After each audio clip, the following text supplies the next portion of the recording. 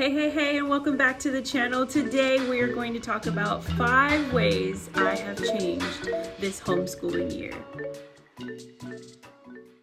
And let's just dive right in. So, I was sitting down and I've just been in a space of reflection, which it seems like I'm always in that space. But I had this book that I've recommended to you guys before, but I wanted to share it again. The Best Yes by Lisa Turkis. I was reading this a couple years ago when I was newly a mom. I think Zoe was only 2 years old, and it really spoke to my heart. Most of Lisa Turkis books do. I will link it in the bottom bar so you can check it out. But I really enjoyed this book because I often, if I could say it, often I operated in fear. I operated in fear in my decision making.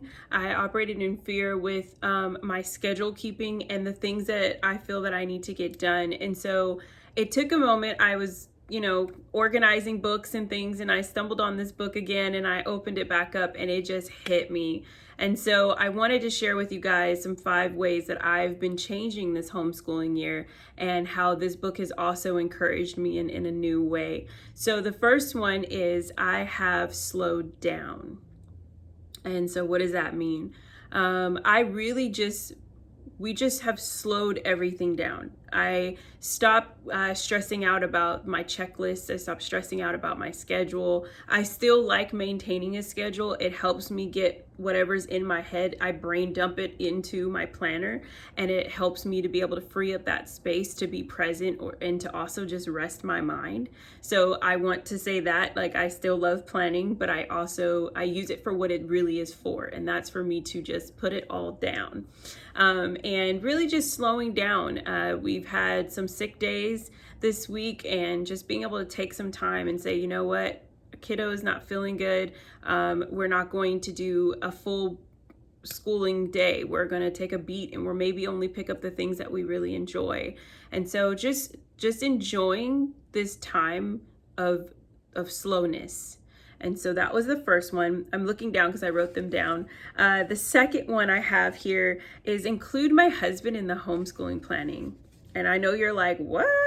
Yes, I have just been communicating more with my husband and asking him, he's more wanting to be involved as much as he can with our planning and what are we going to do, if it's a field trip, if it's an activity. And so he's picked up doing math, one of the math lessons each week with our oldest, and exploring and becoming an elephant for the day for Miss Josephine when we're studying elephants. And so it has been really great to just know that I'm not in it by myself. And I know that I've never really felt that way in its entirety, but we have our days where it's just like, man, this is quite a heavy load.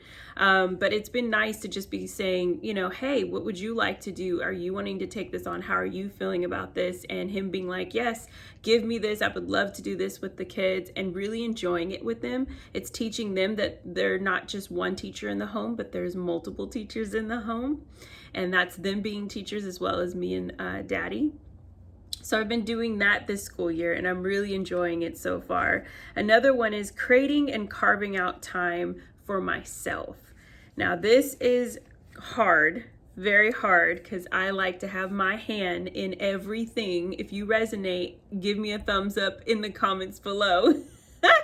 But yes, we like to control and manage everything, and I just have tried to stop doing that as much, or getting so consumed with managing everything that I don't even manage myself. And so this carving out this time, there's a quote in here I actually want to read from this book, and I hope it inspires you as much as it has inspired me. But it says, the decisions you make determine the schedule you keep. The schedule you keep determines the life you live. And how you live your life determines how you spend your soul. What? Right? That's what I said when I read that.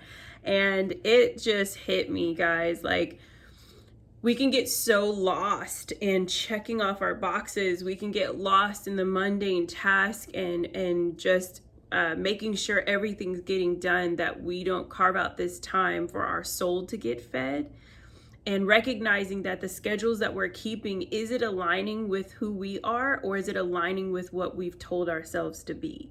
And so I just had to take some time and ponder and dwell in that. I'm still pondering and dwelling in that quote and just letting it touch me in a new way. Again, if you want to read it, it's a great book, The Best Yes. And I really enjoyed it. I enjoyed being able to take the time to say, you know what? I don't have to do all the things. I actually love that. I love to plan and I love to write everything down, and it's great to do that. And that's why I have my planner, but I am not married to my planner. I'm not married to the tasks that I write down. It's more so of just like letting my brain dump it all down and leaving it there, and then giving myself, carving out time. So I get up earlier to have my quiet time with the Lord. I will take time and maybe paint my nails when everyone's gone to sleep, because that's my time to just like relax. And, you know, just, and journaling, getting back to journaling. I love writing and taking the time to, even if it's like a pause. I heard about this cool app called Pause, and it reminds you, it sends alerts to your phone. This is not an ad, by the way, but just saying that can remind you if you need that. I personally don't. I make sure to know that I need to space this time out, and it's either in the morning or in the evening when everyone's asleep. But if you're one to be like, I need something to remind me, I'll link that below in the bottom bar for you. Hey you, if you're new here, welcome to the channel. I'm Tasha. This is Tasha Pivots, where we talk about all things homeschool and mamahood. So if you are all in and want to know more and just have a friend through this space, I am sending you warm hugs. Hit that red subscribe button. Give this video a thumbs up if you're enjoying it already. The other one that I'm doing in this homeschooling year, number 4, is allowing my children to do child-led learning. And that's kind of like an unschool method. If you're already doing that, you already feel me. But if you're like, I don't know what that is, I've just encouraging more for like days when, you know, we're feeling funky, or I can feel that there's a little attitude happening, that I'll just ask, what do you want to do today?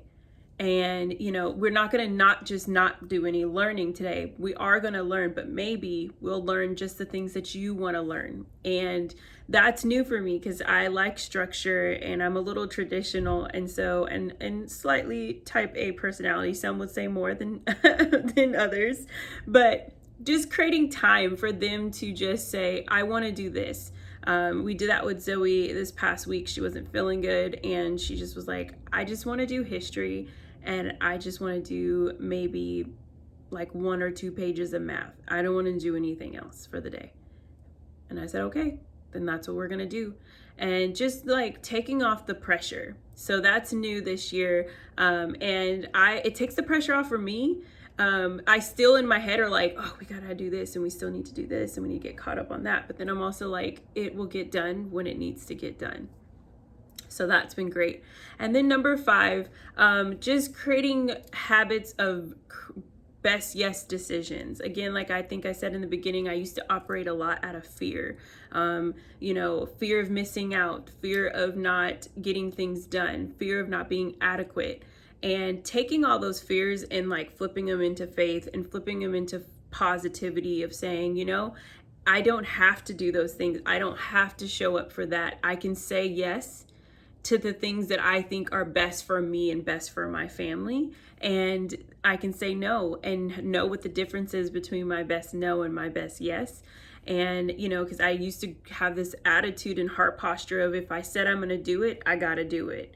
And not giving myself grace to be like, you know what, that's just not working out for me right now. I can't do that.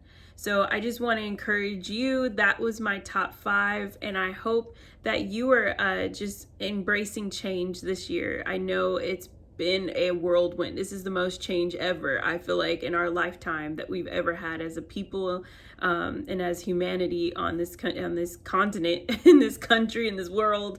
But yes, how are you changing in your homeschool? Let me know in your comments below. I would love to engage with you and converse with you and just see where you're at. And yeah, so if you like this video, give this video a warm thumbs up and hit that red subscribe button like I mentioned earlier. And until next time, you have a wonderful day.